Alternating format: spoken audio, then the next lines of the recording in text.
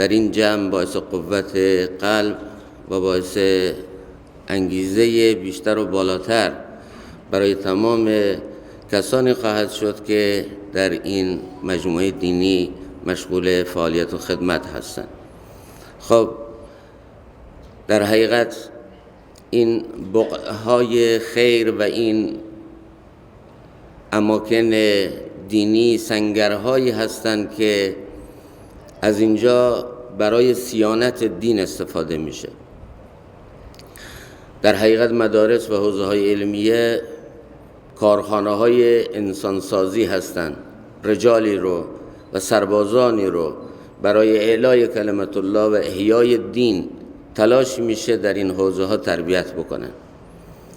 افرادی که هم غم اونها و فکر و ذکر اونها فقط اعلای کلمت الله، احیای دین و نفع رسانی به بشریت باشه.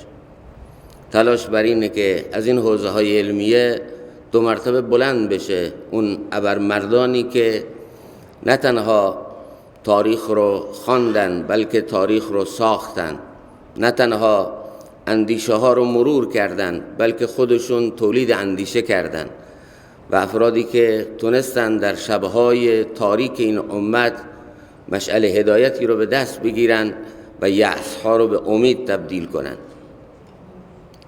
و در این عصر ما طلایه‌داران و پرچمداران این نهضت عظیم و بزرگ مشایخ دیوبند بودند، کسانی که با وجود این که در هندوستان اقلیتاً 20% جمعیت مسلمان ها بیشتر مسلمان نیست، اما همین 20% اقلیت تاریخ ساختن، حماسه آفریدن و تونستن افرادی رو تربیت کنن و به جامعه اسلامی هدیه بکنن که اونها نه تنها افتخاری برای یک دین، افتخاری برای یک مذهب، بلکه افتخاری برای یک ملت شدن و لقب گرفتن به نام شیخ الهند، یعنی کل ملت هند، حتی غیر مسلمان ها بر وجود این افراد افتخار میکردن و طوری اینها خوب زندگی کردن که کل ملت هند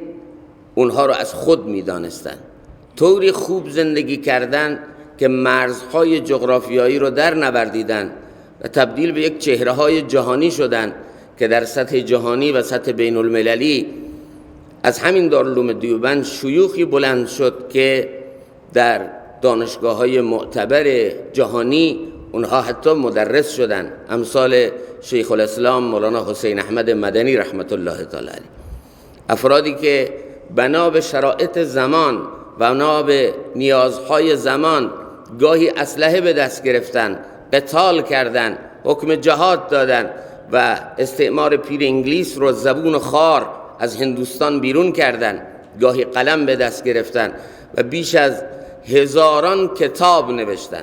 یکی از اون چهره هایی که بیش از 1000 کتاب تألیف کرده در عرصه جهاد بالقلم حضرت حکیم الامه مولانا اشرف علی طاهنوی رحمت الله تعالی علیه هست. همینها بودن که اگر نیاز شد جهاد باللسان کردن، نهضتی بزرگ مثل نهضت جماعت تبلیغ را از تربیت یافتگان و فیض یافتگان دارالعلوم دیوبند ساختند، نهضتی فراگیر که تمام عالم رو در حقیقت گرفت. و اون چیزی که در دیوبند بسیار می درخشید هم تعقل بود، هم تدین، هم تعقل هم تدین، هم شور بود و هم شعور. اونها اولویت های عصر رو خوب می دونستن، اونها مخاطب شناس بودن، اونها می دونستن دردهای جامعه رو و برای دردهای جامعه تنها مرثیه سرایی و مدیح سرایی نمی کردن، بلکه برای دردهای جامعه در وهله اول خود رو فدا می کردن. اصلا از علم و از اون تحصیلاتی که در حوزه ها داشتن در جهت منافع فردی خودشون اصلا استفاده نمی کردن. دروس حوزوی رو به اتمام می رساندن، نه به این معنا که شغلی دست پیدا کردن، به منبع درآمدی به وسیله برای امرار معاش، نخیر، بلکه وقتی دستار فضیلت رو بر سر اونها میپیچیدن، عموما این رایج بود در دارالعلوم دیوبند که اونها گریه میکردن، چون میدونستن این دستار فضیلت ملبس شدن به این لباس یعنی چی. ملبس شدن به این لباس یعنی مثل خالد ابن ولید سیف الله المسلول شدن. ملبس به این لباس شدن یعنی زهد و تقوای عمر ابن خطاب در رأس قدرت. ملبس شدن به این لباس یعنی تمام اون مهنت ها و مجاهده هایی که علما در اعصار مختلف کردن، کارنامه های درخشانی از خودشون به یادگار گذاشتن، خود رو فدا کردن و در حقیقت برای دین خرج کردن ولی از دین نخوردن، نام و نان رو فدای دین کردن و دین رو وسیله ارتزاق و وسیله شهرت طلبی و وسیله منفعت طلبی برای خودشون نکردن. کسانی که حتی دشمنان اونها، مخالفین اونها بر صدق و راستی اونها گواهی دادن و حتی اون کسایی که با اونها مخالف بودن اینقدر خوب زیستن، اینقدر خوب و نافع برای بشریت زندگی کردن که همونطور که کسی نمیتونه بر علیه آب تبلیغات کنه و اگر بر علیه آب کسی تبلیغات کنه خود رو رسوا کرده، چون آب خودش رو معرفی کرده.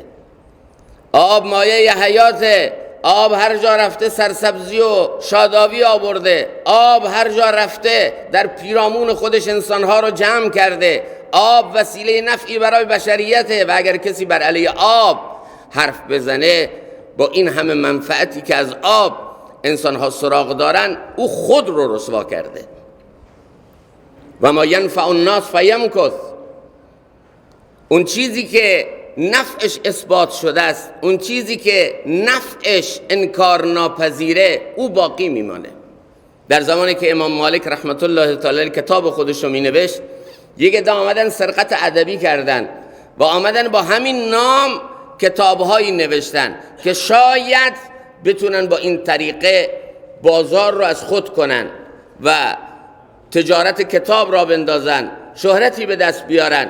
به حضرت امام مالک خبر دادن که عده دیگه هم آمدن همین سرقت ادبی رو کردن و میخوان از نام کتاب شما اونها استفاده کنن و کتابهایی با همین نام رو اونها میخوان تو جامعه پخش کنن. امام مالک لبخند ملیحی زدن و فرمودن اون چیزی که برای الله باشه باقی میمانه و چیزی که برای الله نباشه باقی نمیمانه. همون شد که تاریخ این کتاب ها رو فراموش کرد، لابلای تاریخ این کتاب ها فراموش شد، گم شد، اما امروز اون جهاد بالقلمی که امام مالک کرد ماندگار شد و تبدیل به یک اثر جاودان شد. خب صحبت های آخر رو در رابطه با حدیث آخر حضرت مولانا مطهری رئیس شورای علمای استان انشاءالله خواهند کرد. بنده فقط همون حدیث اول رو برای استفاده خودم در حقیقت میگم که انما الاعمال بالنیات. چرا این اثر ماندگار شد؟ چون اون چیزی که ملکه ذهن و فکر امام بخاری بود در وهله اول تزکیه نیت بود. اون چیزی که قلم رو به دستش داده بود، اون چیزی که باعث شده بود دود چراغ بخوره، اون چیزی که باعث شده بود این نهضت علمی رو شروع بکنه، در حقیقت اول از نیت شروع کرده. و این برای همه ما طلاب این جای فکر داره. نیت بسیار مهمه. به چه نیت قلم رو به دست میگیریم؟ به چه نیت تریبون رو به دست میگیریم؟ به چه نیت مدرس میشیم؟ به چه نیت مبلغ میشیم؟ به چه نیت در جامعه میخوایم کار دینی کنیم؟ علما میگن نیت از نوات گرفته شده، یعنی بذر، یعنی هسته. هر نیتی که بکنی محصولش رو درو میکنی. هر نیتی که امروز بکاری یک روزی برداشت میکنی. اگر بذری بد، اگر بذری فاسد، اگر بذری پوسیده رو دفن بکنی نتیجهش هم برابر بذرش خواهد شد. منتظر نباش درختی پر محصول با میوه شیرین ازش در بیاد، قطعا اینطور نخواهد شد. اگر نیت انسان صحیح باشه این نیت صحیح باعث میشه که اون قلم، اون قدم، اون حرکت، اون جنبش، اون نهضت ماندگار بشه، به هیچ کس اون رو نتونه از دنیا محو بکنه. لذا اون چیزی که بسیار حائز اهمیت هست ابتدا همینه که ما در هر حرکت و جنبش دینی نیت خودمون رو صحیح کنیم. نیت اعلای کلمت الله، نیت احیای دین، نیت بلند کردن نام الله تعالی باشه. میگه موقعی که مولانا سید سلیمان ندوی با حضرت حکیم علامه طحانوی رحمت الله تعالی روبرو شدن، حکیم علامه طحانوی فرمودن شما سخنور چیره دستی هستید، سیرت نگار بسیار ماهری هستید، اما نام خودت رو زیر پا کن، نام الله رو بلند کن. اگر میخوای الله از تو کار بگیره و فعالیت‌های دینی تو مثمر ثمر بشه، کتاب تو، تألیف تو، تصنیف تو، منبر تو، تریبون تو ماندگار بشه، نام خود رو زیر پا کن، نام الله رو بلند کن. اون موقع الله تو رو بلند میکنه. لذا نیت بسیار چیز مهمیه. به گفته امام الدعوه علامه ندوی امروز چیزی که آفتی که آسیبی که گریبانگیر اعمال قشر دیندار ما شده تنها بد نیتی نیست، ریا، سمعه، تظاهر، تنها اینها آفت نیست، بلکه بی نیتی هم آفت شده. بی نیتی.